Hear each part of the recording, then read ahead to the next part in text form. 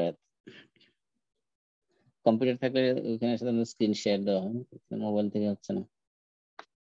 24 নম্বর সূরা 59 নম্বর আয়াত, সরি এখানে দেখাচ্ছে 58 নম্বর আয়াত, 58, হ্যাঁ 58। কিন্তু কোন কোন মুসাফে দেখবেন 59 নম্বর আয়াত দেখাচ্ছে, কারণ হলো ডিফারেন্সটা হলো যারা বিসমিল্লাহকে কোরআনে আয়াত হিসেবে কাউন্ট করেছে তারা ওই বিসমিল্লাহ সূরা শুরুতে যে বিসমিল্লাহ আছে ওটাকে একটা আয়াত ধরেছে, সেই জন্য দেখা যায় ওই কোন কোন মুসাফে দেখবেন আয়াত নাম্বার 59। আবার কোন কোন বাংলাদেশি ছাপা যেগুলো বা ইন্ডিয়ান পাকিস্তানি ছাপা ওইখানে দেখবেন আয়াত নাম্বার 58, একটা কম। কারণ কি? কারণ তারা ওই বিসমিল্লাহকে আয়াত হিসেবে কাউন্ট করে নেই। ওকে, তাহলে আমরা 58ই ধরি। 58 যদি দেখেন সেখানে আল্লাহ রাব্বুল আলামিন বলতেছেন, আউযু বিল্লাহি মিনাশ শাইতানির রাজিম, বিসমিল্লাহির রহমানির রহিম, ইয়া আইয়ুহাল্লাযীনা আমানু লিয়াস্তাযিনকুমুল্লাযীনা মালাকাত আইমানুকুম ওয়াল্লাযীনা লাম ইয়াবলুগুল হুলুমা মিনকুম সালাসা মাররাত মিন ক্বাবলি সালাতিল ফজর ওয়া হিনা তাদউনা সিয়াবাকুম মিনাল যাহিরা ওয়া মিন বা'দি সালাতিল ইশা সালাসু আওরাতিল লাকুম লাইসা আলাইকুম ওয়ালা আলাইহিম জুনাহুন বা'দাহুন তাওয়াফুনা আলাইকুম বা'দুকুম আলা বা'দ কাযালিকা ইউবাইয়িনুল্লাহু লাকুমুল আয়াত ওয়াল্লাহু আলিমুন হাকীম। এটা হলো 58 নম্বর আয়াত। 58 থেকে আমরা শুরু করতেছি। এখানে আল্লাহ রাব্বুল আলামিন বলতেছেন ইয়া আইয়ুহাল্লাযীনা আমানু, এর অর্থ তো আমরা সবাই জানি। ইয়া আইয়ুহাল্লাযীনা আমানু, আল্লাহ তাআলা এখানে ঈমানদারদেরকে অ্যাড্রেস করতেছেন। একটা জিনিস মনে রাখা দরকার যে আল্লাহ তাআলা এখানে ইয়া আইয়ুহাল মুমিনুন, ইয়া আইয়ুহাল মুমিনাত, হে মুমিন নারীরা বা মুমিন পুরুষরা, এভাবে অ্যাড্রেস না করে সরাসরি ঈমানটাকে টার্গেট করেছেন। ঈমান যার ভিতরে আছে, প্রত্যেকটা নারী হোক পুরুষ হোক, সবাইকে আল্লাহ তাআলা উদ্দেশ্য করে বলতেছেন, যাদের ভিতরে ঈমান আছে তাদেরকে উদ্দেশ্য করে আল্লাহ তাআলা এই নসিহতগুলো করতেছেন। কি বলতেছেন? লিয়াস্তাযিনকুমুল্লাযীনা মালাকাত আইমানুকুম, লিয়াস্তাযিনকুম, তোমাদের কাছে যাতে অনুমতি প্রার্থনা করে, অনুমতি চায়। আমরা জানি ইস্তেজান মানে হলো কারো ঘরে প্রবেশের সময় যে অনুমতি নেওয়া, এটাকে বলে ইস্তেজান। সেখান থেকে লিয়াস্তাযিনকুম, এটা আমর, ইম্পারেটিভ, আদেশসূচক। তারা যেন অবশ্যই অনুমতি গ্রহণ করে। কুম, তোমাদের কাছে। কারা অনুমতি গ্রহণ করবে? আল্লাযীনা মালাকাত আইমানুকুম, আল্লাযীনা যারা মালাকাত মালিক হয়েছে, আইমানুকুম তোমাদের ডান হাত সমূহ। তো তোমাদের ডান হাত সমূহ যাদের মালিক হয়েছে মানে কি? এটা একটা কোরআনিক পরিভাষা। কোরআনে যত জায়গায় দেখবেন মালাকাত আইমানুকুম শব্দ আসবে, এটা দ্বারা বোঝানো হচ্ছে দাস দাসী। শাব্দিক অর্থ যদি আমরা করি তাহলে মালাকাত মানে মালিক হয়েছে, আইমানুকুম মানে ইয়ামিনের বহুবচন, ইয়ামিন মানে ডান হাত। তাহলে তোমাদের ডান হাত সমূহ যাদের মালিক হয়েছে, তার মানে কি? তোমরা যাদের আহ মালিকানা পেয়েছে, অর্থাৎ দাস দাসী। আগের দিনে যেরকম মানুষ কেনা বেচা হতো, তখন দাস দাসী থাকতো, এদেরকে কোরআনের পরিভাষায় বলা হয়েছে মালাকাত আইমানুকুম। তাহলে তোমাদের যারা দাস দাসী আছেন তারা তোমাদের কাছে কি করবে? তারা অনুমতি প্রার্থনা করবে, অনুমতি চাইবে। ঘরে প্রবেশের আগে কি করবে? অনুমতি নিবে। ওয়াল্লাযীনা লাম ইয়াবলুগুল হুলুমা, এবং আল্লাযীনা যারা লাম ইয়াবলুগু পৌঁছে নাই। কিসে পৌঁছে নাই? আল হুলুমা, হুলুমা মানে হলো মানে প্রাপ্তবয়স্ক হওয়া, অর্থাৎ এই বালেগ হওয়া। আমরা যেটাকে সোজা বাংলায় বলি বালেগ হওয়া, এই বালেগটাকে বলা হয়েছে হুলুম। হুলুম শব্দের শাব্দিক অর্থ বলা হয়েছে যে হুলুমের দুইটা অর্থ নেওয়া হয়েছে। একটা হলো ইহতিলাম মানে স্বপ্ন দোষ হওয়া, আরেকটা অর্থ হলো যে তার আকলের দৃঢ় সুস্থতা, আকল দৃঢ় সুস্থ হওয়া, বা আকল দিয়ে কোনো কিছু সঠিকভাবে চিন্তা করার বয়স হওয়া। তো হুলুমের শব্দ এইটা সামনে বিস্তারিত ব্যাখ্যা আসবে, এই জন্য আমরা এখানে আপাতত এই অর্থে নেই যে হুলুম মানে হলো প্রাপ্তবয়স্ক হওয়া, মানে বালেগ হওয়া। তাহলে কোন কোন মানুষ অনুমতি নেওয়ার জন্য বলা হয়েছে? দুই শ্রেণীর মানুষের কথা বলা হয়েছে। এক নম্বর হলো দাস দাসী, দুই নম্বর হলো এই সকল শিশু, নাবালেগ শিশু। তারা কি করবে? তারা যাতে অনুমতি গ্রহণ করে তোমাদের কাছে প্রবেশ করার পূর্বে, মিনকুম তোমাদের মধ্য থেকে। কোন কোন সময়? সালাসা মাররাত, সালাসা মানে তিন, মাররাত মানে টাইমস, মানে সালাসা মাররাত মানে 3 টাইমস, মানে 3 বার। এখানে মূলত 3 বার না 3টা সময়কে বোঝানো হয়েছে, যদিও এখানে মাররাত শব্দ ব্যবহার করা হয়েছে। মাররাত মানে বার, এখানে 3 বার বলতে 3 বার উদ্দেশ্য না, মানে 3টা সময়ে। এই 3টা সময় আল্লাহ তাআলা আবার ব্যাখ্যা করে দিয়েছেন। তিনটা সময় কি কি? এক নম্বর মিন ক্বাবলি সালাতিল ফজর, একটা হলো ক্বাবলি সালাতিল ফজর। সালাতুল ফজর তো আমরা জানি ফজরের নামাজ, ক্বাবলা মানে পূর্বে, তাহলে মিন ক্বাবলি সালাতিল ফজর মানে ফজর নামাজের পূর্বে। তাহলে ফজর নামাজের পূর্বে কারা কারা অনুমতি গ্রহণ করবে? তোমাদের যারা দাস দাসী যারা, তারা যদি তোমাদের কাছে ফজর নামাজের আগে তোমাদের ঘরে ঢুকতে চায়, এবং তোমাদের নাবালক শিশু যারা, তারা যদি তোমাদের ঘরে প্রবেশ করতে চায় বাইরে থেকে ওই সময়ে, তাহলে তারা অবশ্যই কি করবে? তারা যদি তোমাদের কাছে অনুমতি প্রার্থনা করে। ওয়াহিনা তাদাউনা সিয়াবাকুম মিনাজ যহিরা, ঠিক আছে? তাহলে ওটা ফজরের আগে হলে প্রথম সময়। দ্বিতীয় সময় কোনটা? ওয়াহিনা তাদাউনা সিয়াবাকুম মিনাজ যহিরা, এবং দুপুরের সময় যখন তোমরা তোমাদের কাপড় খুলে রাখো। কাপড় খুলে রাখো মানে কি? সব কাপড় খুলে রাখো না, মানে বোঝানো হচ্ছে যে আমরা যখন দুপুর বেলা খাইয়ে দিয়ে একটু রেস্ট নিয়ে একটু কাইলবেলা করি, তখন সাধারণত মানুষ কি করে শরীরের কাপড় স্বাভাবিক বাইরে যাওয়ার সময় যেভাবে গেটা পোশাক টোশাক পরে যায় এরকম থাকে না, সাধারণত কিছু কাপড় খুলে ফেলে রাখে। এই জন্য ওই সময়টাকে বলা হয়েছে যে ওই সময় যদি বাচ্চারা প্রবেশ করে অথবা দাসদাসী তোমাদের কাছে প্রবেশ করে, তাহলে তারা যাতে কি করে? তোমাদের কাছে অনুমতি প্রার্থনা করে, অনুমতি চায়। তাহলে দুইটা সময় পাওয়া গেল। প্রথমটা হলো কি? ফজর নামাজের পূর্বে। দুই নম্বর হলো জোহরের হিনা তাদাউনা সিয়াবাকুম মিনাজ যহিরা, জোহরের সময়, অর্থাৎ জোহরের পরে বোঝানো হয়েছে আর কি মূলত, যখন তোমরা তোমাদের কাপড় রেখে দাও। অমিন বাদি সালাতুল ইশা, তিন নম্বর হলো সালাতুল ইশার পরে। বাদ মানে পরে, আর কাবলা মানে পূর্বে। তাহলে সালাতুল ফজরের পূর্বে আর সালাতুল ইশার পরে। আর আরেকটা কোন সময়? জোহরের সময়। তাহলে তিনটা সময় পাওয়া গেল। এই তিন সময়ে দুই শ্রেণীর মানুষ আছে, তাদের জন্য স্পেশাল অনুমতি নিতে হবে। বাকি সময় তাদের জন্য কোনো পারমিশন নেওয়ার দরকার নেই ঘরে প্রবেশের জন্য।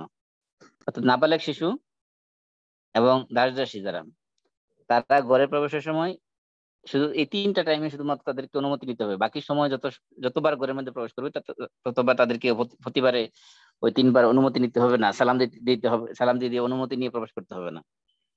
শুধুমাত্র এই তিনটা সময় যদি তারা প্রবেশ করে, তখনই তাদের অনুমতির প্রশ্ন আসবে, তাদেরকে অনুমতি নিয়ে প্রবেশ করতে হবে। আল্লাহ তাআলা বলছেন সালাসু আওরাতিন লাকুম, এই তিনটা হলো তোমাদের জন্য আওরত। আওরত মানে কি? আওরত তো আমরা বুঝি এমন লজ্জাস্থানকে আমরা আওরত বলি আরবিতে।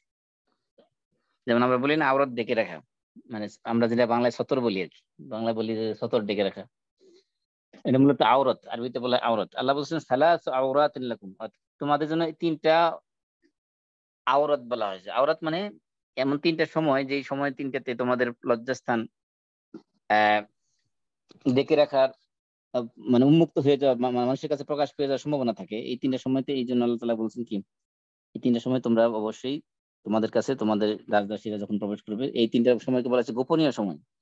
এই তিনটা ইংরেজিতে গোপনীয় সময়। প্রাইভেসি বলা আছে এখানে, প্রাইভেসি। হ্যাঁ, হ্যাঁ, প্রাইভেসি মানে প্রাইভেসি। তিনটা গোপন সময় যেহেতু, এই তিনটা সময় তারা যদি প্রবেশ করতে চায়, নাবালেগ বাচ্চা বা দাসদাসী, তাহলে তোমাদের কাছে অনুমতি নেবে। তার মানে বোঝানো হচ্ছে যে আগের যে আয়াতে আমরা যে পড়েছিলাম যে অনুমতি নেওয়ার বিষয়ে, যে ঘরে প্রবেশের সময় যে তিনবার অনুমতি নিতে হবে, তিনবার অনুমতি না না পেলে ফেরত দিতে হবে, ওই বিধানটা হলো ইন জেনারেল সবার জন্য।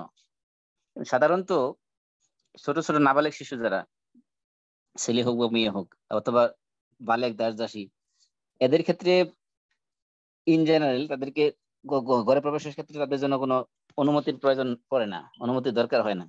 কিন্তু স্পেশাল আল্লাহ তাআলা বিধান দিয়েছেন যে এই তিনটা সময়ে তাদেরকে অবশ্যই ঘরের প্রবেশের সময় অনুমতি নিতে হবে। একটা হলো ফজরের পূর্বে, দুই নম্বরে জোহরের সময় অর্থাৎ যখন মানুষ শুয়ে থাকে কাইলুল্লাহ করে তখন, তিন নম্বর হলো এশার পরে। এই তিনটা সময়কে বলা হয়েছে আওরাত। আওরাত মানে গোপনীয় সময়, প্রাইভেট সময়। এই সময় আমরা যদি আয়াতের সামনেগুলো পড়ি তাহলে আরো ক্লিয়ার হবে যে আল্লাহ তাআলা কেন এই তিনটা সময় স্পেসিফিক্যালি আমাদেরকে অনুমতি নেওয়ার জন্য শিক্ষা দিয়েছেন। তারপর আল্লাহ বলতেছেন একবারে ক্লিয়ার করে দিচ্ছেন, লাইসা আলাইকুম ওয়ালা আলাইহিম জুনাহুন বাদাহুন। এই যে তিনটা আওরাত বা তিনটা মাররাত, তিনটা সময়, এই তিনটা সময়ের পরে লাইসা আলাইকুম তোমাদের উপর নেই, ওয়ালা আলাইহিম তাদের উপরও নেই, অর্থাৎ ওই দাসদাসী এবং গোলাম ছোট ছোট নাবালক শিশু যারা, তাদের উপরও নেই। কি নেই? জুনাহুন, জুনাহ মানে গুনাহ। তাহলে এই যে তিন সময়, এই তিন সময়ের পরে যখনই তারা প্রবেশ করুক না কেন, যদি তারা অনুমতি ছাড়াও প্রবেশ করে, তাহলে তোমাদের জন্য বা তাদের জন্য কারোর জন্য কি নেই? কোনো গুনাহ নেই। কারণ কি? কারণ আল্লাহ তাআলা এক্সপ্লেন করে দিচ্ছেন তাওয়াফুনা আলাইকুম বা'দুকুম আলা বা'দ। তাওয়াফ মানে তাওয়াফকারী। তাওয়াফ মানে কি, আমরা যে বাইতুল্লাহতে তাওয়াফ করি, তাওয়াফ মানে কি চতুর্দিকে ঘোরা। কিন্তু এখানে তাওয়াফুনা বলতে বোঝানো হচ্ছে এই যে ছোট ছোট বাচ্চারা, খাদেম যারা, খাদেমা যারা, তারা তো বারবার ঘুরে ফিরে আসতেছে আমাদের কাছে। একদিনের মধ্যে 50 বার আসা যাওয়া করতেছে, প্রত্যেকবার জন্য অনুমতি নিতে হয়, প্রত্যেকবার দরজার সামনে দাঁড়ায় থাকতে হয়, তাহলে এটা একটু বিরক্তিকর। আল্লাহ বলছে তারা যদি তাওয়াফুন আলাইকুম বা'দুকুম আলা বা'দ, তোমাদের কাছে একজনের একজনের কাছে যেহেতু তারা বারবার আসা যাওয়া করে, বারবার ঘুরে ফিরে আসে, এই জন্য তাদের জন্য কি নেই, এই 3 সময় ছাড়া অন্য সময়তে অনুমতি ছাড়া তোমাদের কাছে আসাতে, প্রবেশ করাতে কোনো গুনাহ নেই। তোমাদের জন্য গুনাহ নেই, তাদের জন্য কোনো গুনাহ নেই। আল্লাহ বলছেন কাযালিকা ইউবাইয়িনুল্লাহু লাকুমুল আয়াত, আর এমন ভাবে আল্লাহ রাব্বুল আলামিন তার আয়াত সমূহ স্পষ্ট করে বর্ণনা করেন। আল্লাহু আলিমুন হাকিম, আল্লাহ তাআলা সর্ববিষয়ে মহাজ্ঞানী এবং মহাবিজ্ঞ। আল্লাহ তাআলা হিকমত, আল্লাহ তাআলা রহস্য কি, এই 3 সময়ে আমাদেরকে অনুমতি নেওয়ার, আমাদের বাচ্চাদেরকে, আমাদের দাস-দাসীদেরকে অনুমতি নেওয়ার জন্য আদেশ করেছেন, বাকি সময়গুলোতে তাদের জন্য অনুমতি নেওয়ার বিষয় রাখেন নেই। আল্লাহ তাআলা বলছেন আল্লাহ তাআলা আলিম, আল্লাহ তাআলা ভালো জানেন। আল্লাহ তাআলা হাকিম, এবং তিনি প্রজ্ঞাময়, তিনি বিজ্ঞ, তিনি সঠিক জানেন যে এর ভিতরে মূল রহস্য কি, মূল হিকমত কি, এর ভিতরে আমাদের জন্য কল্যাণ কি আছে না আছে, সবকিছু তিনি ভালো জানেন। এই জন্য আল্লাহ তাআলা এই বিধানগুলো আমাদের জন্য দিয়েছেন। এটা হলো একটা বিধান। তারপরে বলা হচ্ছে ওয়াইযা বালাগাল আতফালু মিনকুমুল হুলুম, আর যখন তোমাদের শিশু বালাগ, ওয়াইযা এবং যখন, বালাগা মানে পৌঁছে, আল আতফাল মানে শিশুরা, আতফাল হলো তিফলুনের বহুবচন, আতফাল মানে শিশুরা। তো বালাগা পৌঁছে, বালাগা পৌঁছে, কারা পৌঁছে, আল আতফাল হলো ফাইল, শিশুরা। তাহলে আতফালু, শিশুরা যদি তখন পৌঁছে, মিনকুম মানে তোমাদের মধ্য থেকে, অর্থাৎ তোমাদের শিশুরা, তোমাদের মধ্য থেকে শিশুরা যখন পৌঁছে, কিসে পৌঁছে, আল হুলুমা, হুলুম বলেছে যে বালেগ হওয়ার বয়স যেটা, অর্থাৎ বালেগ হওয়ার বয়সে যখন পৌঁছে, তোমাদের শিশুরা যখন বালেগ হওয়ার বয়সে পৌঁছে, মানে কি, যখন বালেগ হয়ে যায়, তখন তারা কি করবে, ফালিয়াস্তাযিনু, তখন তখন তারা অনুমতি নেবে। তাহলে যেন তারা অনুমতি নেয়। লিয়াস্তাযিনু আগে আছে না, আগের আয়াতের মধ্যে গেছে লিয়াস্তাযিনু, ওইটা আছে ফালিয়াস্তাযিনু, তারা যেন কি করে, অনুমতি নেয়। তার মানে বোঝানো হয়েছে যে আগে যে 3টা ওয়াক্তের কথা বলা হয়েছে, যে ফজরের আগে, জোহরের সময় এবং ইশার পরে, এই 3টা সময় শুধুমাত্র নাবালেগ অবস্থায়। কিন্তু যদি বালেগ হয়ে যায় তখন কি করতে হবে, এটা আল্লাহ তাআলা স্পষ্ট করে বলে দিচ্ছেন। আল্লাহ বলছেন ওয়াইযা বালাগাল আতফালু মিনকুমুল হুলুমা, তোমাদের শিশুরা যখন বালেগ হয়ে যায়, ফালিয়াস্তাযিনু, তারা যেন তোমাদের কাছে অনুমতি চায়, কামাস্তাযানাল্লাযীনা মিন ক্বাবলিহিম, যেমনি ভাবে তো তাদের পূর্ববর্তী লোকেরা, অর্থাৎ পূর্ববর্তী বলতে অন্যান্য প্রাপ্তবয়স্করা ইতিপূর্বে যেভাবে অনুমতি নিয়েছে প্রবেশ করার সময়, এই বালেগ শিশুগুলো যখন বালেগ হয়ে যাবে, নাবালেগ শিশুগুলো যখন বালেগ হয়ে যাবে, তখনও তারা কি করবে, তাদের পূর্বসূরীদের মতো, পূর্বে যারা বালেগ বালেগ ছিল, প্রাপ্তবয়স্ক ছিল, তারা যেরকম অনুমতি নিয়েছে, এই শিশুরা যখন বালেগ হয়ে যাবে, তারাও কি করবে, ঘরে প্রবেশের পূর্বে অনুমতি গ্রহণ করবে, অনুমতি নিবে। আল্লাহ বলছেন কাযালিকা ইউবাইয়িনুল্লাহু লাকুম আয়াতিহি, আর এমনি ভাবে আল্লাহ রাব্বুল আলামিন কি করেন, তার আয়াত সমূহ বর্ণনা করেন, স্পষ্ট ভাবে বর্ণনা করেন। আল্লাহু আলিমুন হাকিম, দেখেন দেখেন 2 আয়াতের মধ্যে, আগের আয়াতে আল্লাহ বলছেন আল্লাহু আলিমুন হাকিম, এরপরের আয়াতে আল্লাহ বলছেন কি, আল্লাহু আলিমুন হাকিম। আল্লাহ তাআলা 2টা অ্যাট্রিবিউটস, 2টা সিফত তিনি এখানে উল্লেখ করেছেন, 2টা গুণবাচক নাম আল্লাহ তাআলা উল্লেখ করেছেন। একটা হলো আলিম, একটা হলো হাকিম। আলিম আমরা জানি মহাজ্ঞানী, হাকিম মানে বিজ্ঞ, প্রজ্ঞাবান।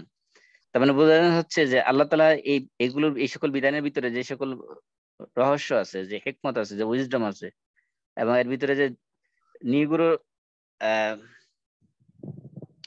বিধান এর ভিতরে আছে, এগুলো সবকিছু আল্লাহ তাআলা ভালো জানেন। সেজন্য আল্লাহ তাআলা এই বিধানগুলো তোমাদেরকে দিয়েছেন। এই জন্য আল্লাহ তাআলা এই অ্যাড্রেস করার শুরুতে ঈমানদারদেরকে উদ্দেশ্য করে বলেছেন, এগুলো অমুসলিমদের জন্য বিধান নয়, কাফেরদের জন্য বিধান নয়, মুশরিকদের জন্য বিধান নয়, যারা এমনকি মুনাফিক যারা মুসলিমদের মধ্যে, তাদের জন্য এই বিধান নয়। একমাত্র যারা ইমানের দাবিতে সত্যবাদী, যারা বলে দাবি করে যে আমরা আল্লাহতে বিশ্বাস করি, পরকালে বিশ্বাস করি, নবী রাসূলের প্রতি বিশ্বাস করি, তাদেরকে উদ্দেশ্য করে আল্লাহ বলতেছেন। তারপরে 3 নম্বর আয়াতে আল্লাহ বলছেন ওয়াল কাওয়াইদু মিনান নিসা। তাহলে আগে 2 আয়াত থেকে আমরা কি পেলাম, আগে 2 আয়াত থেকে আমরা পাইলাম যে নাবালেগ শিশু এবং দাস দাসী, ছেলে হোক মেয়ে হোক সবাই, তারা কি করবে, 3টা সময়ে ঘরে প্রবেশের সময় শুধুমাত্র তাদেরকে অনুমতি নিতে হবে, বাকি সময়ে প্রবেশ করার সময় অনুমতি নিতে হবে না। 3টা সময় কি কি, একটা হলো ফজরের পূর্বে, আর একটা হলো জোহরের সময়, অর্থাৎ জোহরের সময় বলতে একবারে ঠিক জোহরের ওয়াক্তে না, এখানে উদ্দেশ্য হলো যে দুপুরের লাঞ্চের পরে মানে যখন কাইলুলা করে সেই সময়টাতে আর কি। আর 3 নম্বর হলো এশার পরে, এই 3 সময়। এই 3টাকে আওরাত বলা হয়েছে, 3টাকে বলা হয়েছে গোপনীয় সময়। এই সময়টা তো মানুষ সাধারণত পোশাক একটু হালকা পোশাকে ঘুমায় শুয়ে থাকে, এই সময় সাধারণত মানুষের প্রাইভেসি নষ্ট হতে পারে অনুমতি ছাড়া প্রবেশ করলে, সেই জন্য আল্লাহ তাআলা বিধানগুলো দিয়েছেন। তারপরে এতে আর আল্লাহ তাআলা শিথিল করে দিচ্ছেন, আরো শিথিল করে দিচ্ছেন, বলতেছেন ওয়াল কাওয়াইদু মিনান নিসা। কাওয়াইদ বলা হয় কায়েদের বহুবচন। কায়েদ বলা হয়, কায়েদ শাব্দিক অর্থ হলো যে বসে আছে, বসা। বসা বলতে বোঝানো হয়েছে একবারে আমরা যে রিটায়ার্ড কে কিন্তু কায়েদ বলা হয় আরবিতে। মানে এখানে বোঝানো হচ্ছে একেবারে বয়স্ক নারী যারা, যারা কয়েকটা জিনিস থেকে রিটায়ার্ড নিয়েছে। 1 নম্বর হলো তাদের কোনো মান্থলি পিরিয়ড নাই, এখান থেকে তারা মুক্তি পেয়েছে। 2 নম্বর তাদের সন্তান গর্ভধারণের কোনো সম্ভাবনা নাই, এখান থেকে তারা মুক্তি নিয়েছে। তাদের বিয়ের প্রতি কোনো আগ্রহ নেই, এখান থেকে তারা মুক্তি পেয়েছে। এই জন্য তাদেরকে বলা হয় কাওয়ায়েদ। কায়েদ এর বহুবচন হলো কাওয়ায়েদ। তাহলে কাওয়ায়েদ বলতে বোঝানো হচ্ছে একেবারে মানে এটা আমরা কি বলি অশীতিপর বৃদ্ধা যাকে বলে আর কি, মানে খুবই বয়স্ক নারী যারা বয়সের বারে নুজ্জ হয়ে গেছে এমন যারা। ওয়াল কাওয়ায়েদ মিনান নিসা, মিনান নিসা মানে নারীদের থেকে, অর্থাৎ নারীদের থেকে যারা একেবারে অতি বৃদ্ধা, এদেরকে আবার আল্লাহ তাআলা স্পেশালি উল্লেখ করে দিয়েছেন যে এরা কারা।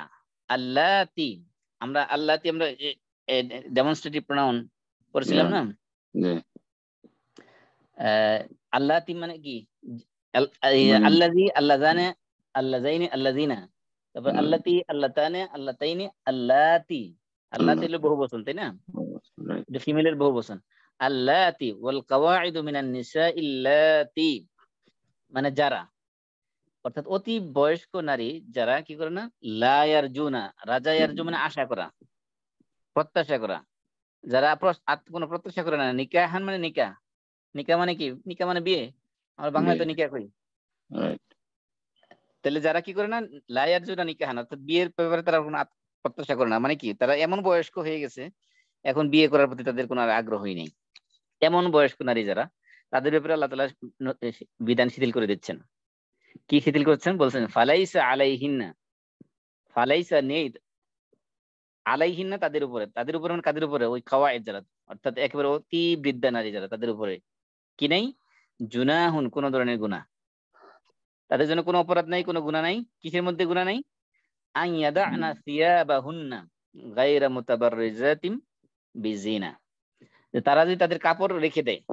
কাপড় বলতে এখানে সিয়াব বলতে যদিও শাব্দিক অর্থ হলো কাপড়, কাপড় বলতে শরীরের সমস্ত কাপড় না, অর্থাৎ বৃদ্ধা হলে তার শরীরের সমস্ত কাপড় খুলে রেখে দিতে পারবে, বিষয়টা এমন না। এখানে সিয়াব যদিও শাব্দিক অর্থ হলো কাপড়, এখানে কাপড় দ্বারা উদ্দেশ্য হলো জিলবাব।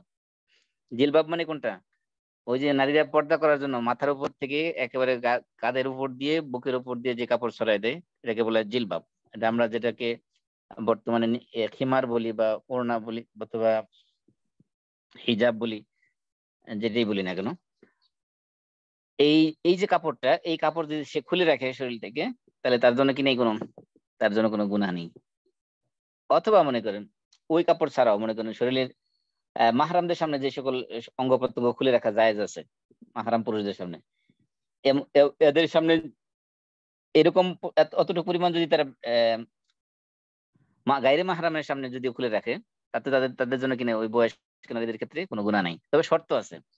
শর্ত কি? প্রথম শর্ত হলো গায়রা মুতাবাররিজাতিন বিজিনা।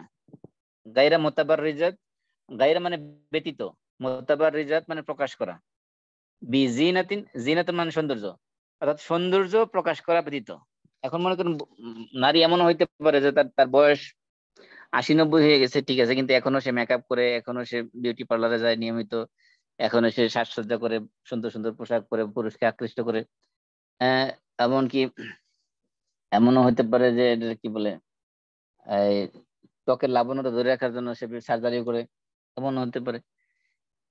এই জন্য আল্লাহ তাআলা শর্ত দিয়েছেন গায়রা মুতাবাররিজাতিন বিজিনা, তো সৌন্দর্য প্রকাশ করে নয়।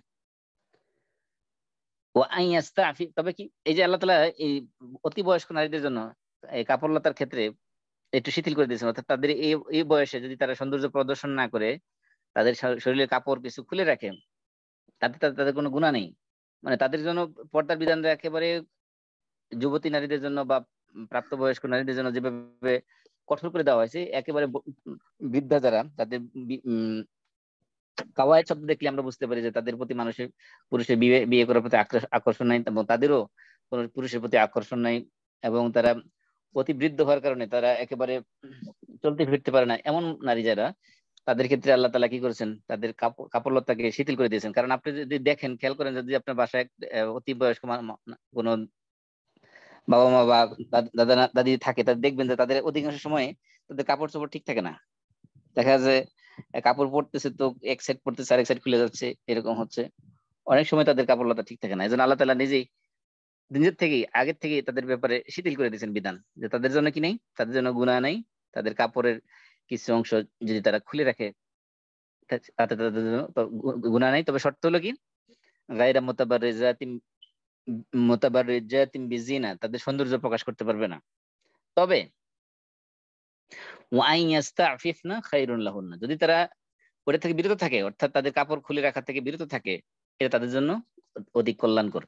এখানে আবারও বলে রাখছি যে কাপড় বলতে এখানে সম্পূর্ণ কাপড় না, অর্থাৎ সমস্ত কাপড় খুলে ফেলে একেবারে বিবস্ত্র হয়ে যাওয়া, এটা উদ্দেশ্য না। উদ্দেশ্য হলো যে তাদের আহ এমনি তো সাধারণত নারীদের আওরাত হলো পুরো দেহ, হাতের কবজি পর্যন্ত এবং পায়ের টাকনো পর্যন্ত, এতটুকু ছাড়া। আবার কারো কারো মতে চেহারার মুখমণ্ডল ছাড়া, এই তিনটা অঙ্গ ছাড়া বাকি পুরা শরীরে তাদের আওরাত। কিন্তু প্রাপ্ত বয়স্ক মানে অতি বৃদ্ধা নারী যারা, তাদের ক্ষেত্রে আল্লাহ তাআলা শিথিল করে দিয়েছেন যেহেতু, এই জন্য তাদের জন্য এই মনে করেন হাত যদি খুলে রাখে, পা যদি খুলে রাখে হাঁটু পর্যন্ত, হাঁটুর নিচ পর্যন্ত, তাতে তাদের কোনো সমস্যা নাই।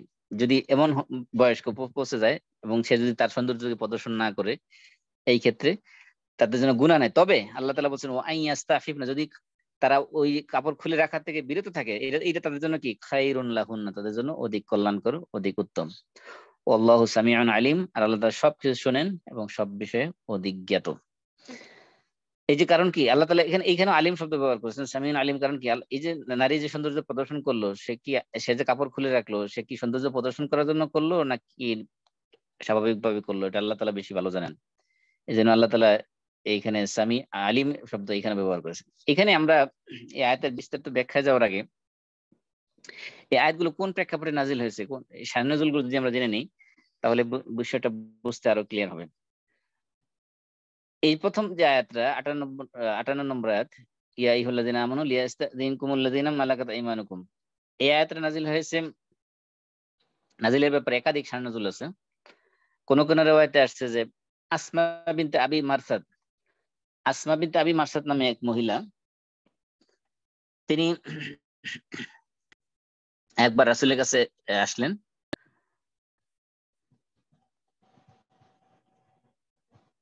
না, বলা হচ্ছে যে আন্না রাজুলা মিনাল আনসার ওয়া ইমরাতু আসমা বিনতে আবি মারসাদ সানাআ লিন-নবী সাল্লাল্লাহু আলাইহি ওয়াসাল্লাম তাআমান।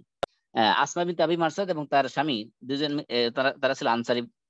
তারা কি করলো, একবার রাসূল সাল্লাল্লাহু আলাইহি ওয়াসাল্লামের জন্য কিছু খাবার তৈরি করলো। রাসূল সাল্লাল্লাহু আলাইহি ওয়াসাল্লামকে দাওয়াত দিলেন বাসায় খাওয়ানোর জন্য। তো বাসায় যখন আসলো, তখন স্ত্রী রাসূলকে প্রশ্ন করতেছেন, বললেন, ইয়া রাসূলুল্লাহ, মা আকবা হাযা, যে এটা কতই না খারাপ কাজ, যে ইন্নাহু লা ইয়াদখুলু আলাল মারআতি ওয়া যাওজিহা গুলামুহুমা ওয়া হুমা ফি সাওবিন ওয়াহিদিন বিগাইরি ইযনিন। যে অনেক সময় দেখা যায় যে স্বামী স্ত্রী দুজনে একই কাপড়ের নিচে শুয়ে আছে, একই কম্বলের নিচে বা চাদরের নিচে শুয়ে আছে, ওই সময় তার কোনো গোলাম, তার কোনো চাকর বাকর তার ঘরে প্রবেশ করলো তার অনুমতি ছাড়াই, এটা এটা দেখতে প্লিজ একটু সাউন্ডটা মিউট করে দেন। যাদের বাসা থেকে আওয়াজ আসছে একটু সাউন্ডটা মিউট করে দেন। Same amount of just to back it is the same thing as driving.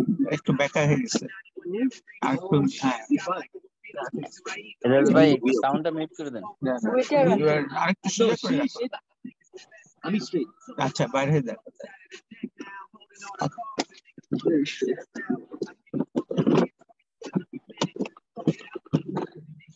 Ejaz ভাই একটু ডিস্টার্ব হচ্ছে, সাউন্ড আসতেছে।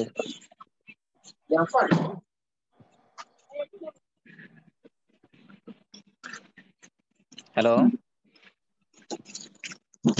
এজাজ ভাই শুনতে পাচ্ছেন? হ্যালো হ্যালো, এজাজ ভাই শুনতে পাচ্ছেন? This is a bit more. I mean, the both. Yeah, This is the second view.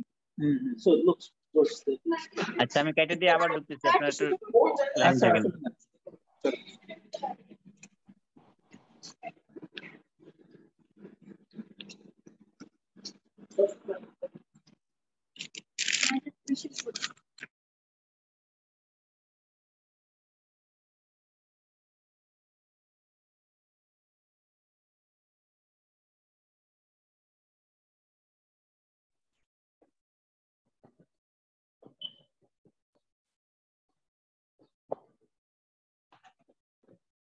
শোনা যাচ্ছে?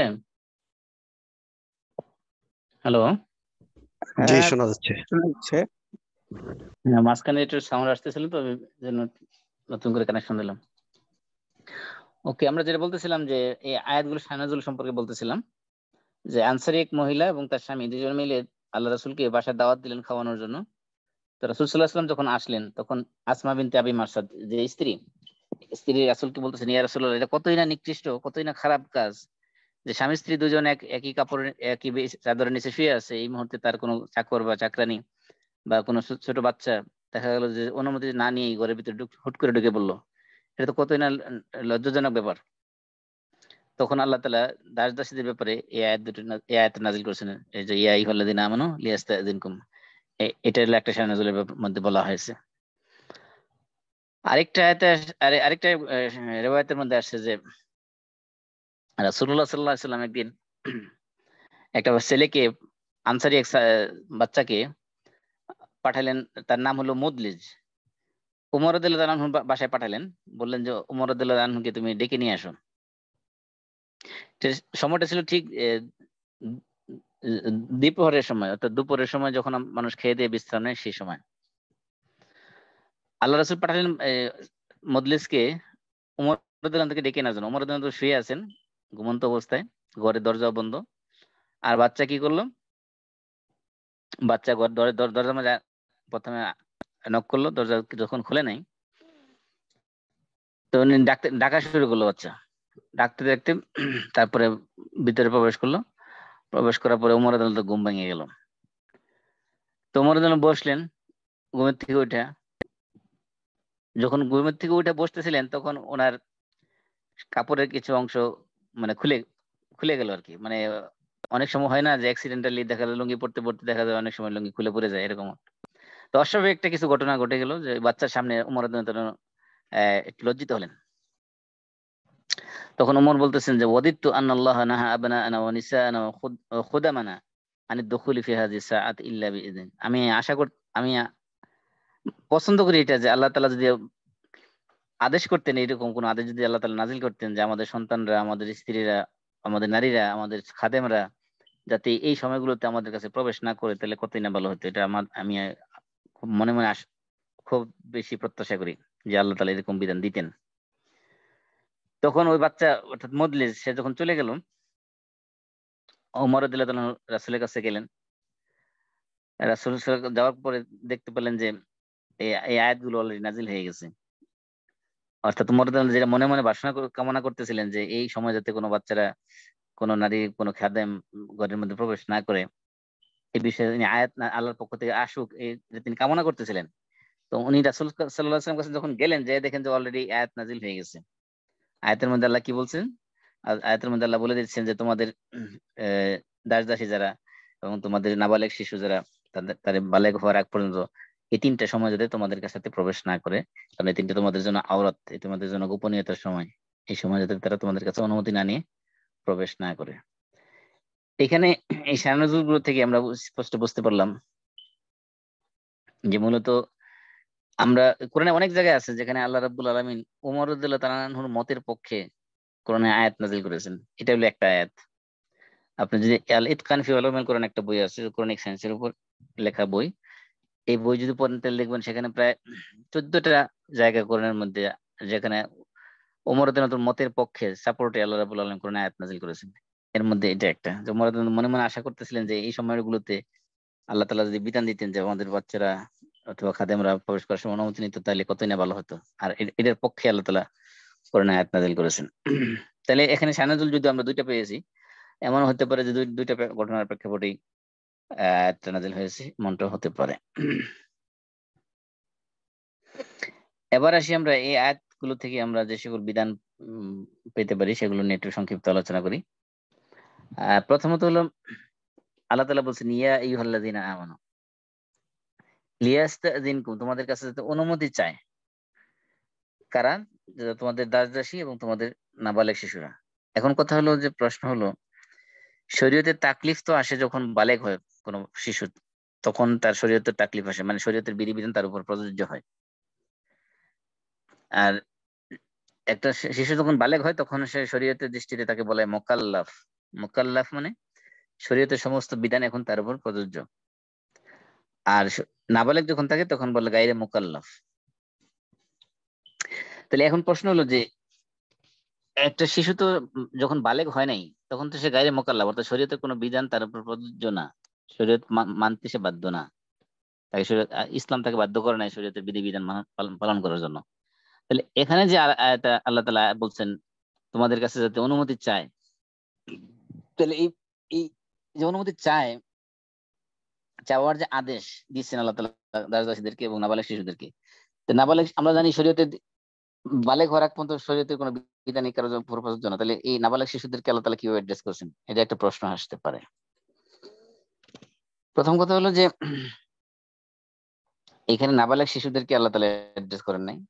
এই আয়াতের মধ্যে আল্লাহ তাআলা অ্যাড্রেস করছেন ঈমানদার নারী পুরুষদেরকে, যারা প্রাপ্তবয়স্ক স্বাধীন, তাদেরকে আল্লাহ তাআলা আদেশ করেছেন। তারা যাতে কি করে তাদের দাস-দাসীদেরকে, তাদের নাবালেগ শিশুদেরকে এগুলো শিক্ষা দেয়, তারবিয়ত, তালিম এবং তারবিয়ত এবং আদব শিক্ষা দেওয়ার জন্য আল্লাহ তাআলা তাদেরকে উদ্দেশ্য করে এই কথাগুলো বলেছেন। তারপরে এখন প্রশ্ন হলো যে আল্লাহ তাআলা বলেছেন লিয়াস্তাযিনকুম লিয়াস্তাযিনকুমুল্লাযীনা মালাকাত আইমানুকুম। মালাকাত আইমানুকুম আমরা বলেছিলাম যে তোমাদের হাত যাদের মালিক হয়েছে, অর্থাৎ তোমাদের অধিকারভুক্ত দাস-দাসী। এখন দাস-দাসী বলতে কারা? এই যে আল্লাহ তাআলা উল্লেখ করছেন নাবালেগ শিশুদের সাথে দাস-দাসীর কথা উল্লেখ করছেন, এখানে সব ধরনের দাস-দাসী কি অন্তর্ভুক্ত নাকি শুধুমাত্র এই যারা প্রাপ্তবয়স্ক দাস-দাসী তাদেরকে উদ্দেশ্য করে বলা হয়েছে? যদিও এই আয়াতে মালাকাত আইমানুকুম দ্বারা বড় ছোট সবই উদ্দেশ্য করা হয়েছে, এমনকি সেটা পুরুষ হোক বা নারী হোক। দাস-দাসীদের ক্ষেত্রে নারী দাস হোক, দাসী হোক, অথবা পুরুষ দাস হোক, দাস এবং দাসী, চাকর চাকরানী যেই হোক না কেন, সে বড় হোক বা ছোট হোক, সবার ক্ষেত্রে এই তিন অক্টে কি করতে হবে? অনুমতি নিতে হবে। এটাই হলো মেজরিটি স্কলারদের অপিনিয়ন এবং জমহুর মুফাসসিরিন যারা, অধিকাংশ মুফাসসিরদের বক্তব্য এটাই যে দাস-দাসী সে বালেগ হোক, নাবালেগ হোক, পুরুষ হোক বা মেয়ে হোক, সবাইকে কি করতে হবে? তিন অক্টে প্রবেশ করার সময় অনুমতি নিতে হবে। যেমন এইভাবে শিশুদেরকে কি করতে হয়? তিন অক্টে প্রবেশ করার সময় অনুমতি নিতে হয়। এখন প্রশ্ন হলো যে এই যে আল্লাহ তাআলা আদেশ করেছেন যে লিয়াস্তাযিনকুম, এটা আরবি গ্রামার অনুযায়ী এটাকে আমরা বলি আমর, ইম্পারেটিভ, আদেশসূচক। যাতে করে, অবশ্যই তাকে করতে হবে। এই যে আদেশটা করা হয়েছে, আদেশটা কি? এটা আদেশ সাধারণত ওয়াজিবের জন্য আসে বা ফরজের বোঝানোর জন্য আসে, যেটাকে আমরা উজুবের জন্য বলি, আল আমরু লিল উজুব। তাহলে এইখানে যে আল্লাহ তাআলা আদেশ করেছেন, এই আদেশটা কি ওয়াজিব? অর্থাৎ এই তিন সময় অনুমতি নেওয়া কি তাদের জন্য আবশ্যক, নাকি এটা মুস্তাহাব বা মানদুব, রিকমেন্ডেড, নাকি এটা কম্পালসারি? এই তিন ওয়াক্তে অনুমতি নেওয়া যাহিরি মাযহাব যারা, ইবনে হাজম যাহিরির মতে ওয়াজিব। আর বাকি সমস্ত মাযহাবের মতে, বাকি আমরা যে মেজর যে চার মাযহাব, হানাফি, শাফি, মালিকি, হাম্বলি, এই সমস্ত মাযহাবের ইমামদের মতে এখানে যে আদেশটা করা হয়েছে আল্লাহর পক্ষ থেকে, আদেশটা ওয়াজিবের জন্য না বা এটা কম্পালসারি বোঝানোর জন্য না, বরং এটা হলো রিকমেন্ডেড, এটা মুস্তাহাব বা মানদুব বোঝানোর জন্য ব্যবহার করা হয়েছে। অর্থাৎ এই সময়গুলোতে বাচ্চারা বা দাস-দাসীরা প্রবেশ করার সময় যাতে অনুমতি নেয়, এই তারবিয়ত, এই তালিম, এই আদব তাদেরকে শিক্ষা দেওয়ার জন্য আল্লাহ রাব্বুল আলামিন এই বিধান দিয়েছেন। এটা কোনো ওয়াজিব করে দেওয়া হয়নি, বরং এটা তালিম তারবিয়তের ভিতরে রেখে দেওয়া হয়েছে। এটা তাদের মুস্তাহাব একটা কাজ। এটা করা একটা মুসলিম সমাজের জন্য এটা একটা সুন্দর সমাজ, সমাজের মানুষের প্রাইভেসি রক্ষার জন্য এটা একটা উত্তম বিধান আল্লাহ তাআলা দিয়েছেন। এটা পালন করলে একটা সুন্দর সমাজ বিনির্মাণ হবে, সমাজের নিয়ম কানুন গুলো সুন্দর হবে।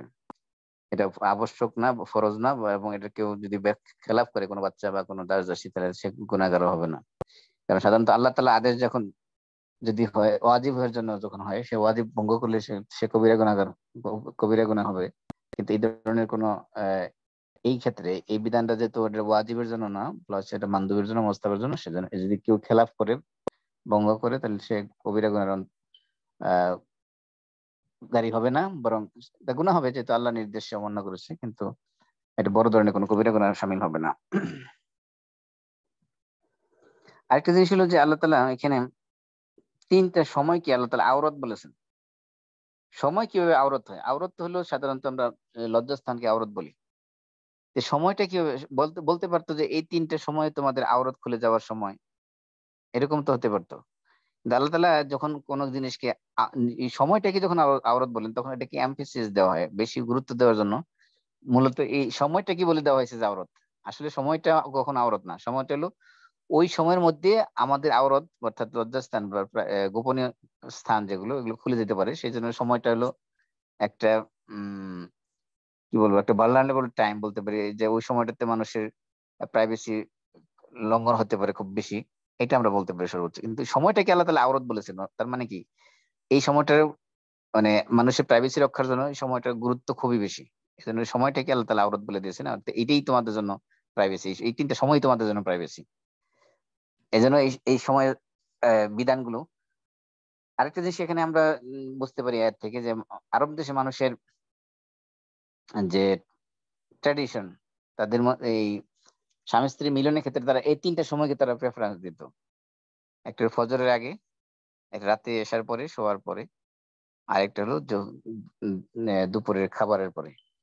আর এই সময়টাতে যেহেতু স্বামী স্ত্রীর অন্তরঙ্গ মুহূর্তে থাকতো ঘরের মধ্যে, সেই সময় এই জন্য এই তিনটা সময়তে আপনার স্পেশাল বিধান দেওয়া হয়েছে, যাতে চাকর চাকরানি বা দাস দাসী বা কোনো নাবালেগ শিশু যাতে প্রবেশ করতে চাইলে যাতে অনুমতি নিয়ে প্রবেশ করে।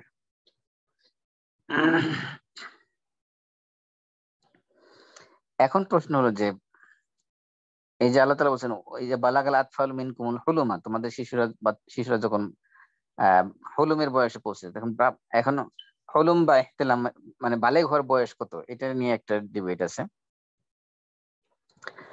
তবে বালেগ হওয়ার বয়স কি দ্বারা বালেগ বোঝা যাবে, এই নিয়ে ফুকাহাদের মধ্যে নানান ধরনের বক্তব্য আছে। তবে এখানে একটা হলো বয়স, টাইম টাইম টাইমের উপর ভিত্তি করে, আর একটা হলো শারীরিক গঠনের উপর ভিত্তি করে, বিভিন্ন ধরনের বক্তব্য দিয়েছেন। তো যারা সময় নির্ধারণ করেছেন তাদের মধ্যে চার মাযহাবের মধ্যে দুইটা মত পাওয়া গেছে। হানাফি মাযহাবের মতে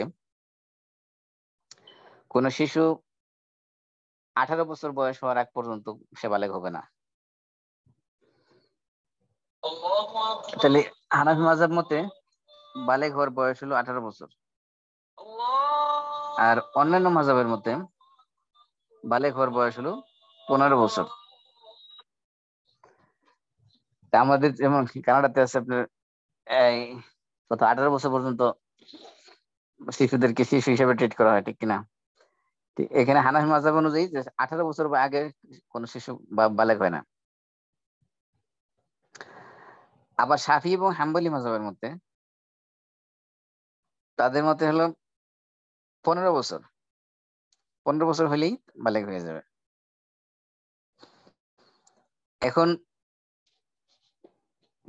বালেগ, এই যে বয়স দিয়ে যে বালেগ নির্ধারণ করা, কোরআন ও হাদিসে কোথাও এরকম বলে বয়স উল্লেখ করে দেওয়া হয়নি যে এত বছর বয়স হলেই সে বালেগ হবে। এই জন্য সবচেয়ে গ্রহণযোগ্য মত হলো সেটাই, যে আল্লাহ তাআলা বলছেন যখন তোমাদের বাচ্চারা হুলুমের বয়সে পৌঁছে, হুলুম শব্দের অর্থ হলো ইহতিলাম, অর্থাৎ স্বপ্ন দোষ হওয়া। এই স্বপ্ন দোষ যখনই হবে তখন থেকে সে বালেগ। এটা সে তার 10 বছর হতে পারে, 15 বছর হতে পারে, 18 বছর হতে পারে। যেই বয়সে তার স্বপ্ন দোষ শুরু হবে, ওই বয়স থেকে সে বালেগ হিসেবে শরীয়তের দৃষ্টিকোণ থেকে সে বালেগ হিসেবে তাকে ধরা হবে। এই জন্য এই বালেগ হওয়াটার কোন সার্টেন কোন নির্দিষ্ট কোনো বয়স ফিক্স করে দেওয়া যাবে না, কারণ ম্যান টু ম্যান বা পার্সন টু পার্সন এটা ভেরি করতে পারে, ডিফারেন্স হতে পারে।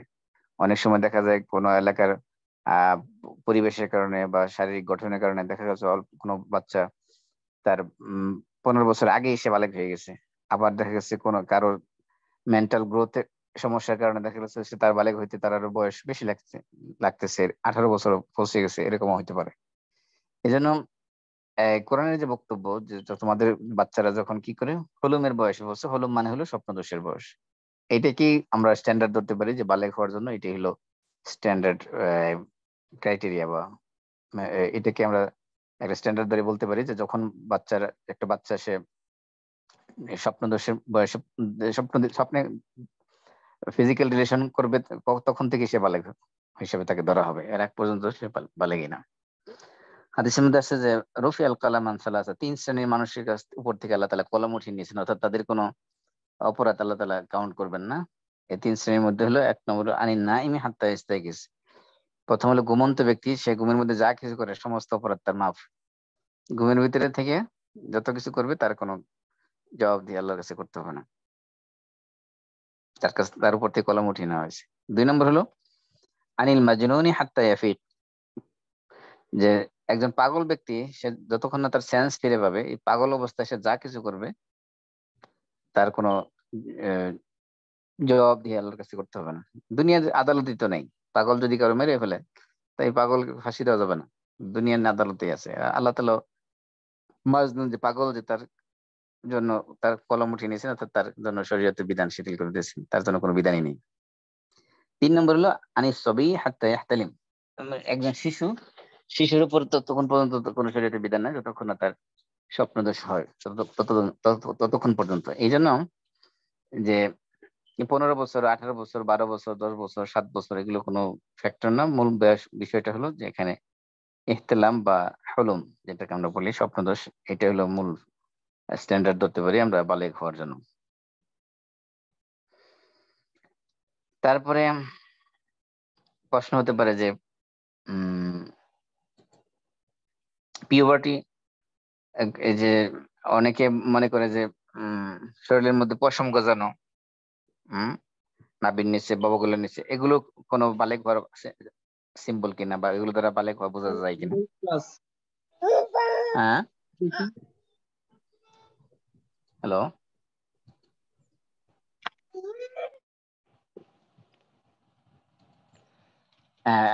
এই ক্ষেত্রে বক্তব্য একই, যে শাফি মাযহাবের বক্তব্য তাদের কাছে এই পশম গজানোটাও মানে বালেগ হওয়ার একটা সিম্বল হিসেবে ধরা হয়, কিন্তু অন্যান্য সমস্ত মাযহাব, 3 মাযহাব হানাফি, মালিকি এবং হাম্বলি, এই 3 মাযহাবের মধ্যে এগুলো কোনো বালেগ হওয়ার কোনো সিম্বল না, বালেগ হওয়ার কোনো ধর্তব্য বিষয় না। বালেগ হওয়ার জন্য তাদের কাছে স্ট্যান্ডার্ড একটাই, সেটা হলো স্বপ্নদোষ হওয়া।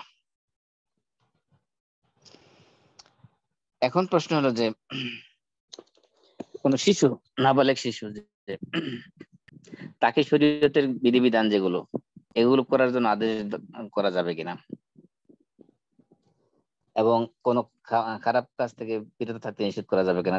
কিন্তু শরীয়তে যদিও সে মোকাল্লাফ হবে তার বালেগ হওয়ার পরে, অর্থাৎ তার পিউবার্টি বয়স যখন পৌঁছবে তখন থেকে সে শরীয়তে মোকাল্লাফ, অর্থাৎ শরীয়তের সমস্ত বিধান তার উপর প্রযোজ্য হবে। কিন্তু এর আগ পর্যন্ত তাকে আদেশ করা যাবে কিনা, হ্যাঁ, বিষয়টা হলো যে এর আগের থেকে তাকে আদেশ করতে হবে, কারণ যখন সে তার বয়স হয়ে যাবে, যখন শরীয়তে সে মোকাল্লাফ হয়ে যাবে, তখন সমস্ত বিধান যদি তাকে একদিনে বলা হয় যে এখন থেকে তোমার সব পালন করতে হবে, আজকে এটা করতে হবে, এটা করতে হবে, এটা করতে হবে, লিস্ট ধরে দেওয়া হয়, তখন তার জন্য এগুলো পালন করা কঠিন হয়ে যাবে। এই জন্য আল্লাহ রাসূলের সুন্নাত ছিল তিনি বাচ্চাদেরকে ছোট বয়স থেকে আগে এগুলো ট্রেনিং দেওয়ানো। আল্লাহ রাসূল বলছেন মুরু আওলাদাকুম বিসসালাত ওয়া হুম আবনাউ সাবঈন, যে তোমরা তোমাদের সন্তানদেরকে নামাজের ব্যাপারে আদেশ দাও যখন তাদের বয়স হয় 7 বছর।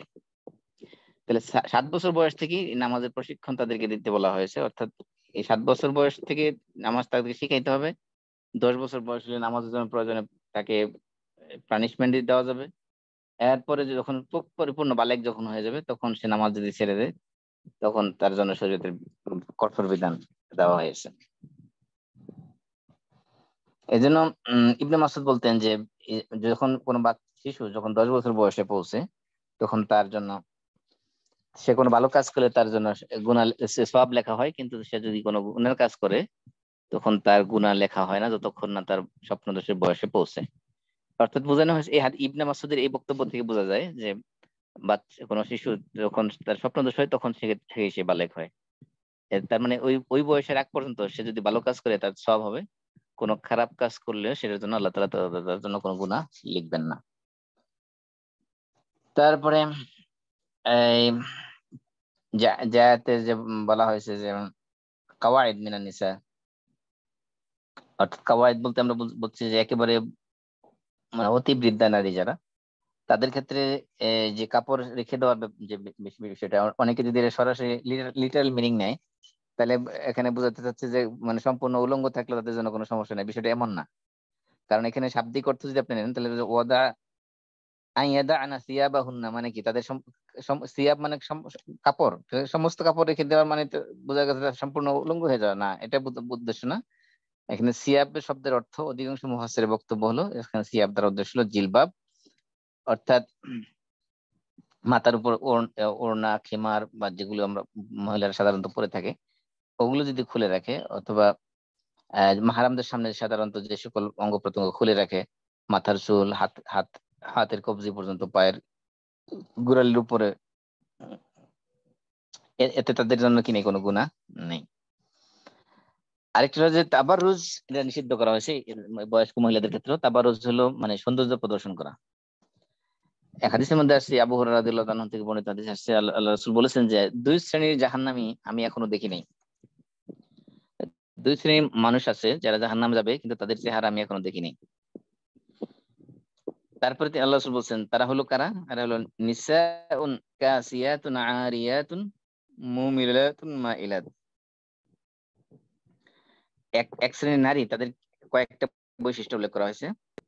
তাদের প্রথম বৈশিষ্ট্য হলো কাসিয়াত, তারা পোশাক পরিহিতা, কাপড় পরছে ঠিকই, আরিয়াত কিন্তু কাপড় পরিহিতা হওয়া সত্ত্বেও তারা হলো বিবস্ত্র, উলঙ্গ।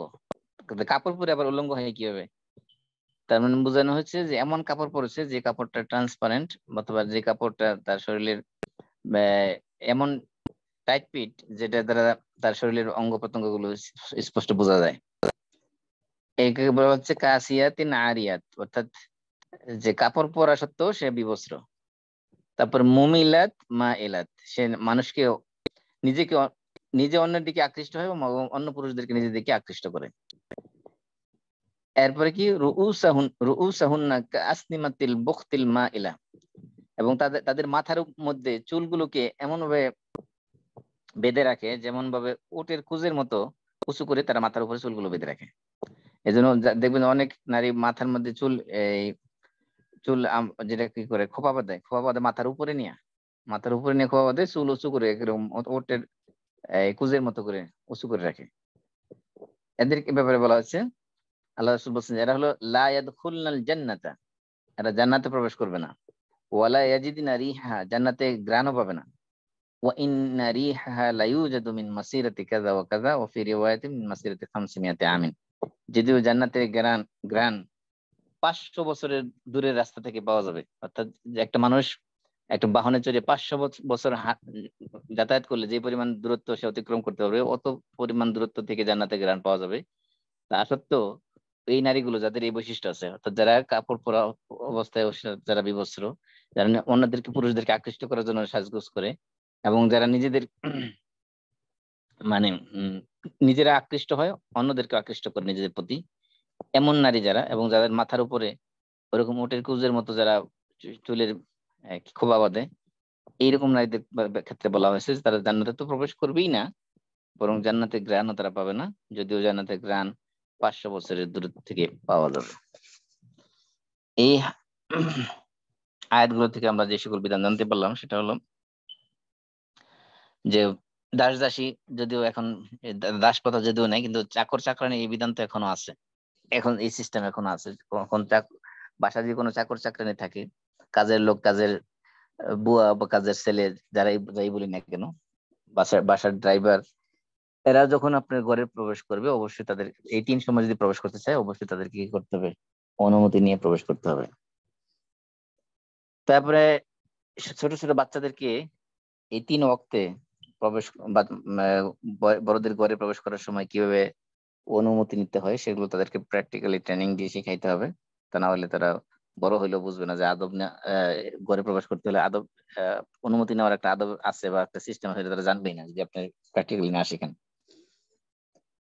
তারপরে হলো যে আমরা জানতে পারলাম যে খাদেম যারা হবে বা ছোট বাচ্চা যারা হবে তারা প্রত্যেকবার ঢুকার ক্ষেত্রে তার মনিবের কাছে বা বাসার লোকের কাছে, বাড়ির মালিকের কাছে ঢোকার জন্য প্রত্যেকবার ঢুকতে অনুমতি নেওয়ার প্রয়োজন নাই। শুধুমাত্র এই 3টা সময় ছাড়া বাকি সময়তে সে অনুমতি না নিয়ে ঢুকতে পারবে।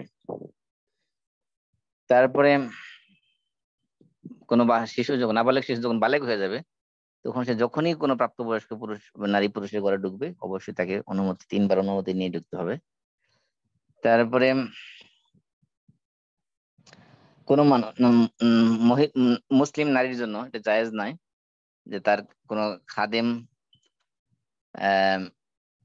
যদি সে বালেগ হয়ে যায় তার সামনে তার কোনো শরীরের আওরাত প্রকাশ করা তার জন্য জায়েজ নেই। তবে যদি অতি বৃদ্ধা নারী হয় তাদের ক্ষেত্রে তাদের পর্দার বিধানটাকে আল্লাহ তাআলা এত কঠিন করে দেন না, বরং শিথিল করে দিয়েছেন। তাদের জিলবাব যদি তাদের খুলে রাখে তাহলে তাদের জন্য কোনো সমস্যা নেই, কিন্তু শর্ত হলো সেই ক্ষেত্রে তাদের সৌন্দর্য প্রদর্শন করে রাখতে পারবে না। তারপর আল্লাহ তাআলা বলছেন যদি তারা ওইটাও না করে, অর্থাৎ ওই যে যেটা আল্লাহ শিথিল করে দিয়েছেন ওইটা যদি না করে তাহলে সেটা তাদের জন্য বেশি উত্তম। আরেকটা হলো যে সৌন্দর্য প্রদর্শন করা, এটা বৃদ্ধা নারী হোক যুবতী হোক সবার জন্য এটা ইসলামে নিষিদ্ধ করা হয়েছে, এটা নাজায়েজ করা হয়েছে। সৌন্দর্য স্বামীর জন্য হতে পারে, সৌন্দর্য স্বামীর জন্য সাজগোজ করা শুধুমাত্র জায়েজই না বরং এটা সওয়াবের কাজ, কিন্তু বেগানা পুরুষের জন্য সাজগোজ করা এটা বৃদ্ধা হোক আর যুবতী হোক সবার জন্য হারাম করে দেওয়া হয়েছে। এই হলো আজকের আয়াত সম্পর্কে সংক্ষিপ্ত কথা। কারো কোনো প্রশ্ন থাকলে বলতে পারেন। জি, একটা প্রশ্ন হলো যে ওই যে বৃদ্ধা নারীদের জন্য যে জিনিসটা রিল্যাক্স করা হয়েছে, এখান থেকে কি ওই এটা আসছে যে হজে যেতে গেলে বৃদ্ধা নারীদের কোনো পুরুষ সঙ্গী মানে মাহরিম ছাড়া যেতে পারবে? সফরের বিধান হলো আলাদা। সফরের বিধান শুধুমাত্র বৃদ্ধার ক্ষেত্রে না, সফরের বিধান বৃদ্ধা যুবতী সবার ক্ষেত্রে একই বিধান। কিন্তু সৌদি সরকার শিথিল করছে, সেটা হলো সৌদি সরকারের ব্যক্তিগত বিষয়। কিন্তু এমনি বিধান হলো যে যে কোনো নারী দেশে যদি সফর করতে মানে হজের যেটা সফর করতে চায় তাকে অবশ্যই তার সাথে মাহরাম নিয়ে যেতে হবে, এটাই শরীয়তের স্বাভাবিক নিয়ম আর কি। এখন যদিও সৌদি সরকার এই নিয়ম থেকে উঠে আসতেছে, মানে আস্তে আস্তে শিথিল করতেছে। এটা শরীয়তের বিধান না, এটা সৌদি সরকারের বিধান। শরীয়তের বিধান এখনো এটি বলবৎ যে কোন নারী যদি সে সফরে যেতে চায় অবশ্যই তার সাথে পুরুষ মাহরাম লাগবে।